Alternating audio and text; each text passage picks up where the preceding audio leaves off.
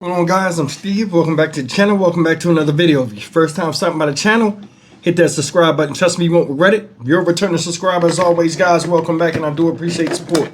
Guys, we've been keeping up with a story that broke late last week, Thursday to be exact, about a woman out there in Yucaipa, California. Shout out Yucaipa, by the name of Rebecca Haro, that supposedly was attacked, and her 7-month-old son, Emmanuel Haro, was taken from her at a local sporting goods store, Big Five to be exact. Now, a lot has been coming out. A lot of people have their own ideas. I myself have dropped a couple videos where I say I don't believe the parents, and I think, you know, they had something to do with it, or they know something and they're not saying something. Now, more information that came out, especially with the police, you know, and the more stuff that comes out, guys, with this case, and this little boy has not been found, the more it makes them look bad. Now, I'm going to show you they had a candlelight vigil yesterday, and they had some other information that has come out about the parents and the police procedure of what's being done behind the scenes and how these people are starting to look really guilty. Take a look. O'clock. Where is baby Emmanuel? It has been over 48 hours since anyone has seen the 7-month-old who was reported missing by his mother in San Bernardino County. And tonight, investigators saying they cannot rule out foul play in his disappearance. The boy's mother says that she was attacked Thursday in the parking lot of a Big Five in Yucaipa, and that the attacker took off with her baby. Now, deputies say there are inconsistencies with her account of what happened. KTLA5's Sarah Welsh joins us live in San Bernardino with the latest on this story. Hi, Sarah. Hey, Clark, good evening. Investigators say when they confronted Rebecca Haro about inconsistencies within her initial statement that she refused to continue any questioning. And tonight, the grandmother has confirmed to us that the couple is no longer cooperating with investigators and has lawyered up just hours after they made that desperate public plea for their son's safe return. It's just a baby. Just give our son back, please. Where is 7-month-old Emmanuel? His parents, Jake and Rebecca Haro, say someone kidnapped their baby outside this Big Five in Yucaipa after assaulting Rebecca Haro and knocking her out cold. I was gonna get the diaper and somebody said hola, and I didn't see nothing since. I woke up right here on the floor, and I didn't see Emmanuel. Haro says she was parked in front of the store about to change her son's diaper when someone came up behind and assaulted her. She claims she was struck in the face but wasn't able to get a look at who did it before they took off with her son. But investigators say there are inconsistencies with Haro's initial statement, and because of that, they cannot rule out foul play. They're not going to hurt that baby. That couple were just homebodies. The baby's grandmother is adamant the couple is innocent. She says Emmanuel is her daughter's pride and joy and that she waited years to have a baby boy of her own. The grandmother also says investigators asked her daughter to take a lie detector test, but her husband said no until they had a lawyer. She's just going crazy, you know. She can't handle it anymore. You know? She says her daughter is receiving death threats and her 2-year-old has been removed from the home. As the search for baby Emmanuel goes on 48 hours after his mother claims someone ran off with him. And we have learned tonight that the baby's father does have a criminal record, and the grandmother told us that investigators were out at the couple's home in Cabazon, searching the home with cadaver dogs and also digging up parts of the property. We tried to reach out to San Bernardino County investigators for any information on that, but they aren't taking any more questions today. Meantime, they are asking anyone with any information about this case, anyone with any information on the whereabouts of baby Emmanuel, to give them a call. And you can do it anonymously by calling 1-800-78-CRIME. Karina and Court will send it back to you in Hollywood.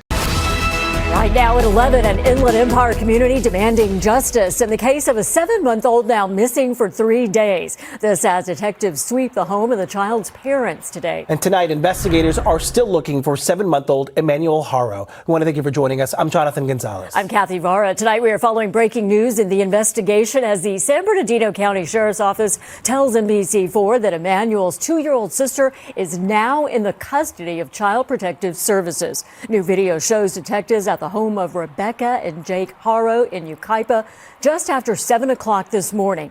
Rebecca initially told police that she was knocked unconscious in a parking lot on Thursday, and when she woke up, her baby was gone. Since that time, the sheriff's office says her story has been inconsistent and has not ruled out foul play. Now, as that investigation continues, neighbors are demanding justice.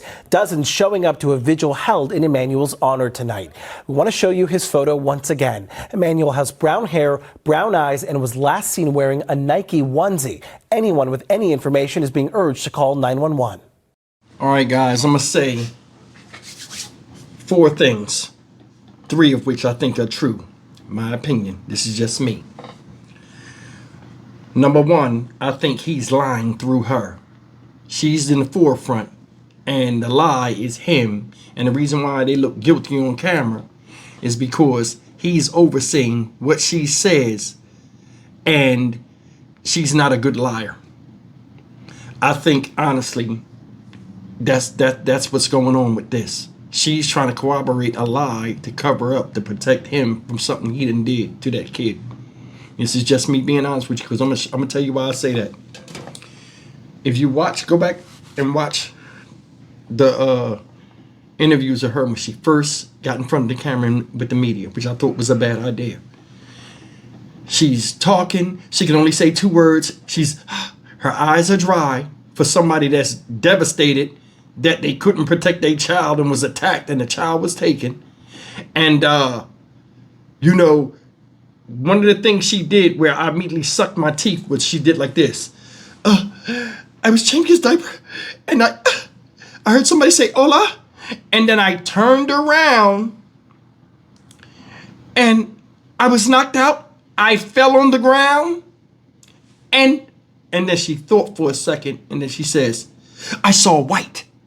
And she did just like that. And I saw white.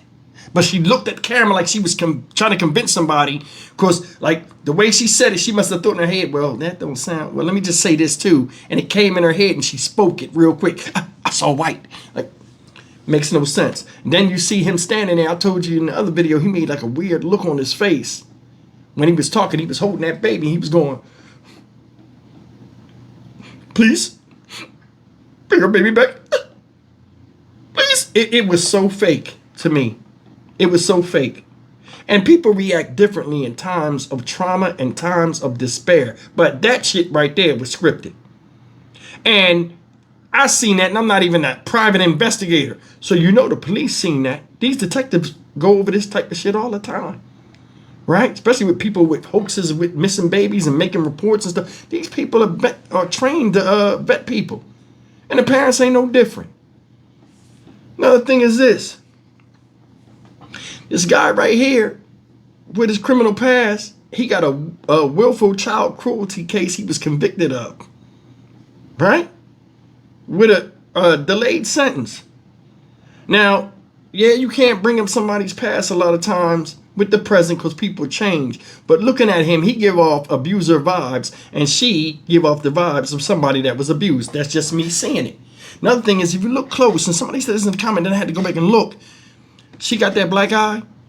That's the big thing. That black eye wasn't fresh. That was healing. Then if you look close enough in one frame, she got another healing black eye that's almost healed on the other side. What happened? Then another thing is this.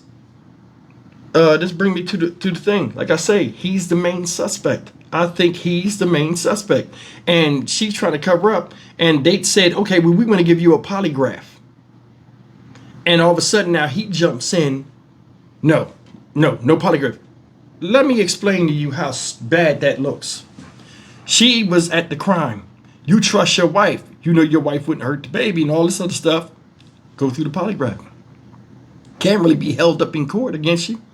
Especially in something like this. You know what I'm saying? If you trust your wife, why didn't you let her go through the polygraph? And you know why? Because it's in a position where he's not in control. And that dude look like he the controlling type. He do. And he's stupid. I'm going to tell you why he's stupid. The reason why he was fearing that polygraph, right, It's because you don't know what questions you're going to ask that's going to set that thing off where it shows uneasiness inside you. You know one of the questions was going to be, did you, Rebecca, hurt little Emmanuel or kill him? Did Jake, the father, hurt? Okay, he don't want to go through that because she already disheveled. You see it. Scatterbrain, you see it. She give off Jen Soto vibes to me. You know what I'm saying? Then on top of that, let's go here. I said this yesterday. I don't think the baby was even at the game. And a lot is going on with this surveillance tape because once they saw that surveillance tape, they brought her back in. You know what I'm saying? And she's supposed to be going crazy and stuff over that. I think in the surveillance tape, she never acted like she was changing the pamper. She went right in the store. So a lot is on this. These are the main suspects. That's why I think they caught her and they already know you're lying. What happened to the baby and what did this guy got to do with it? I'm telling you, this whole thing is a mess. Bad liars and they caught. I'm telling you, by the end of this week, it most likely would be arrest. Hell, it might be one today. As stupid as this thing is, everybody's looking at this like, I don't know about that. Then let's bring you to the fourth thing. I think the house is the main focus. Well, the house is the main focus. You know, they got cadaver dogs out there. They got a lot of land and dirt and all of that type of stuff out there. If anything happened to little Emmanuel, in my opinion, I think it happened and it started in that house. Like I gave a couple scenarios yesterday. Maybe they was in there fighting or whatever. That's why she might have got that black eye earlier in the week. And the baby got dropped or the baby something was happening with the baby.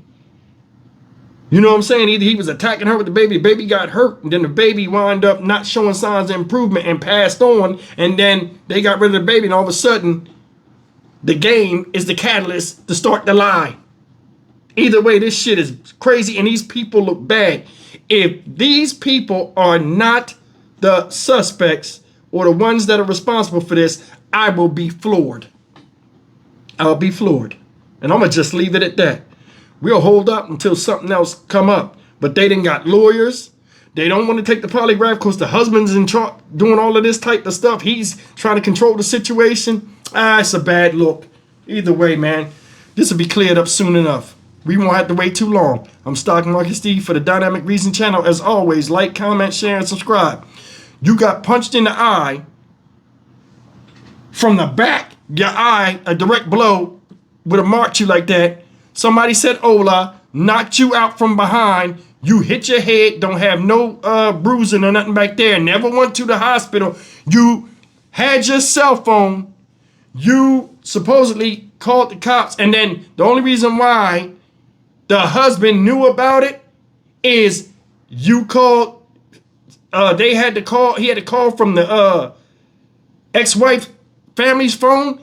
And now you're talking to him on the phone, telling him what happened. You ain't tell your husband what happened after you woke up. How you get knocked out and wake up and remember everything that happened before you got knocked out? Another thing is this. Motherfucker come up on you, mollywop you, knock you the hell out, and don't take your wallet, don't take your phone, but only take your baby. Don't take your money. See you in the next video. Take care. I'm done with this.